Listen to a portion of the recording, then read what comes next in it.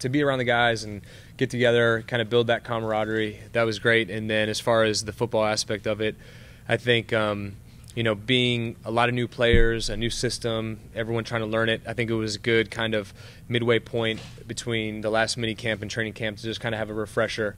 We did a 3-day thing, and each day we basically, I think during the off season we had about 7 installs, so we kind of try to put 2 in each day and throw a little bit, work out a little bit, and then obviously at dinner time go out, have a meal together. One day, if you guys went golfing, if you guys hung out with some of the guys that lived around there, and it was good. It was just, that was my first time ever doing anything like that, and I thought it went well. You guys have your own dry pads and playbooks? I brought everything down. I had it already kind of scripted out. This day we're going to do this and that, and it wasn't anything that was crazy organized. It was more hey, this day we're going to work these concepts. We're going to work 2-minute. And then get a little conditioning in. SMU, we were allowed to use their weight room, so we were able to work out, and it was good. It was the right amount of time. We got there Monday morning, left Wednesday afternoon, and I think guys got a lot out of it. How's your mindset going in camp different, knowing you're the starter as opposed to a couple times at camp? Sure. Yeah, well, you don't have to deal with the unknown a little bit with that when it comes to that, and that's always nice, especially being a human being. You can tell yourself not to worry about things as much as you want to, but those thoughts creep up in your mind. So now just to be able to go out and focus and take control, knowing that this is my team, this is my offense, it kind of eliminates that, and you can just focus on the football side of it.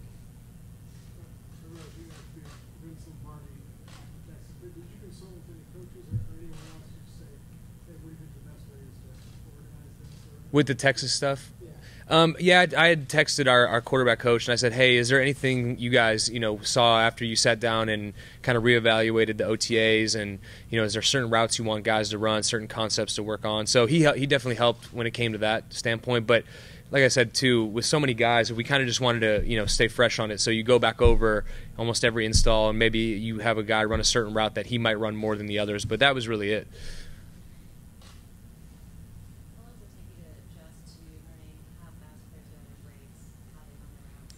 Yeah, I mean, it's always a constant work in progress, I think. Obviously, you get a ton of reps in the off season, and then, like we said, we had that break, so it was good to kind of, keep that fresh in my mind with those guys. And then when we get back out there tomorrow, you just try to pick up where you left off. You never want to digress. So hopefully, that timing comes back pretty quickly. And, the difference between now and the off season is you're going it day after day after day. I mean, you're going to get a ton of reps at it, routes on air, one-on-ones, team, 7-on-7. So, those things should pick up pretty quickly. Right, in our world, we look at the Niners situation and say, there's speculation that this team doesn't have a long-term solution at quarterback. You signed a 2-year deal. There's a lot of talk about Kirk Cousins and next year's draft and whatever. But what's your reaction to that when you hear things like that? Well, I mean, all I can do is play this season. That's what we have in front of us is the 2017 season. And, I know from being in this league, it's about what have you done lately. So one whole year can change a lot of aspects on how people think about things. So for me, like I said, to be able to go into training camp, not have to worry about a quote-unquote competition, to be the guy to have gotten all the reps in the off season, I feel very confident, very excited about going into this season. And like I said, when I first got here, one of the big reasons I came was to be with Kyle, and have been around him now as a head coach for a full off season going into training camp. I think everybody's really excited. I know for me personally, this is probably the most excited I've ever been going into a training camp. Do you think that approach is different now that you're at this stage in your career than it would have been? For sure. I mean, every year you learn something new, I think, and going into your 9th training camp, being a veteran, you know what to expect. Going in, having a core understanding of the offensive system, having a full off season with the guys out there, just getting back in the rhythm of it. I think there's a comfortability, even though it is a new team, a new training camp, everything. I think there is a comfortability knowing what to expect as a veteran. How's Kyle different as a head coach versus coordinator? Well, I think as far as he has to get up in front of both sides of the team now, and not just the offense. And he's you can still tell he's an offensive coach, but he also sides with the defense sometimes too, which is tough for me to see. But I think the one thing, and I think you've seen a lot of our guys talk about it, is the best thing in my mind about Kyle is the way he explains how he sees things, how he's trying to attack a defense, where the defense is trying to attack the offense. So I'm sure he could stand up there for 5 hours and go over every single play and say, hey, this is on this play, we're trying to affect the defense this way, and the defense is trying to play it this way. And I think our players have gotten a lot out of that, seeing, in cover 3, really, what is the curl flat player's responsibility? And I think for a lot of us, sure, we all know what cover 3 is, but do you really look at that far in depth? And he really breaks it down person by person, and just I think that kind of knowledge has helped our team as a whole, and that's been really cool to see the defensive players respond to it. I was used to it with them as an offensive coordinator trying to explain it, but when you see, I remember sitting right there in that seat, and Dakota Watson was right next to me, and we went over a running play for about 10 minutes, and Kyle just talked about gap scheme and which players defended for that, and Dakota's like, man, I never even knew that. I was just out there playing. I just did what my coaches told me to do, but to see it explained that way, it was really cool for me to see him respond to him that way. Brian, when you play with Kyle, you didn't really throw to running backs that much. He's really involved in that aspect. Yeah. Is that something you noticed at the playbooks? I noticed it watching him when he was in Atlanta last year. I remember when I think when they threw a touchdown to Tevin Coleman against Seattle in the playoffs, I remember texting him like, hey, congratulations, man. I wish we would have had that play when we were in Cleveland. But, I think that's one thing that's been really cool, is to see how this offense has evolved.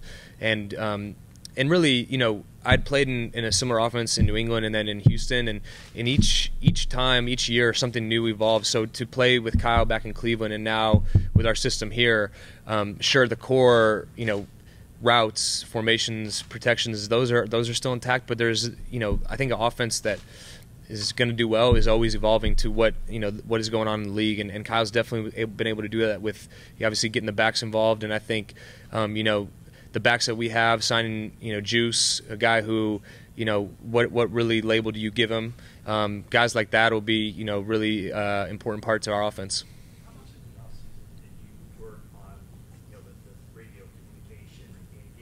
Mm-hmm. Yeah, well, I remember going on early, he was just kind of telling us the plays, and I said, hey, let's just start doing the radio communication now so we're used to it. So, I'm used to hearing you in the helmet and standing by the huddle because, I kind of have a method of, I want to be just outside the huddle when the play's coming out. I don't want to be in the huddle trying to give the play while he's talking to me. I want to hear him say the play in my helmet, take a second, get in the huddle, and then call the play. And back in Cleveland when I was just learning the system, I was just trying to repeat what he was saying, get it to the team, and then as I'm walking the line of scrimmage, think of the play. Whereas now I hear the play coming in, and I can paint a picture of what Kyle's trying to emphasize on that play, and then relay it to the rest of the offense and break the huddle and go. So we've been doing that, I think, pretty much since day one, is using that coach to quarterback communication. Fairly violent sport, not to suggest Sure. any injuries you've had, you could have prevented. But that said, have you changed your training methods in all as your career has gone on, just in hopes of Yeah, I think as a professional athlete, you're always trying to do what's best for your body and to prolong your career. And so there's different methods, diet, workouts. Obviously, working out with Ray, I've worked out with basically 4 different strength coaches over the last 4 off seasons. So you kind of get a little bit of different aspect from each guy, and then kind of tailor it to what you need. As far as, I don't really look at it like, well, I got a helmet to my forearm, I'm going to do more curls or something. It was just something that, the luck of the draw, really. So if anything, you kind of just go in and you want to have, a good diet, good training regimen, and then just be ready for the season. I mean, the year in Cleveland, before they benched me for Johnny, I didn't have any injuries. So it's just, I think sometimes it's just, what your luck is that year and how you deal with it, depending on the injury. Couple more for Brian. Brian, when you see your friend Andrew Hawkins retire, Yeah. that was a good opportunity with the Patriots and the CTE study that came out. What's going through your mind? Yeah, you know what? I had to deal with that a few years back in Houston, and obviously a lot of questions go through your mind, but also you take the time out to do some research on your own. And I was fortunate enough to go see a specialist in Pittsburgh, Dr. Mickey Collins, and ran through a bunch of tests and met with him. And the thing that I walked away with that, my experience with him was, concussions are treatable. And there's different types of concussions, and there's different things you can do. So ever since then, I've always tried to stay on top of, things that keep my brain active, I try to read a lot more. I wasn't very much of a reader. My high school teachers would probably tell you I didn't do well on my summer reading assignments, but you try to read a lot more. There's some brain games you can do. Obviously, we know the risks as NFL players. Obviously, there's a lot of studies out there, but I'm pretty confident with the changes of technology, equipment getting better. Obviously, our medical staff being better, prepared for those situations. And after talking to some specialists, obviously there's a risk involved, but I think there's also a way to make sure you take care of yourself and do the things that are proper.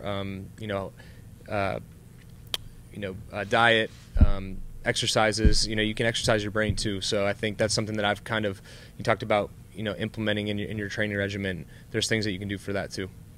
Did this doctor say that these activities can sort of ward off the?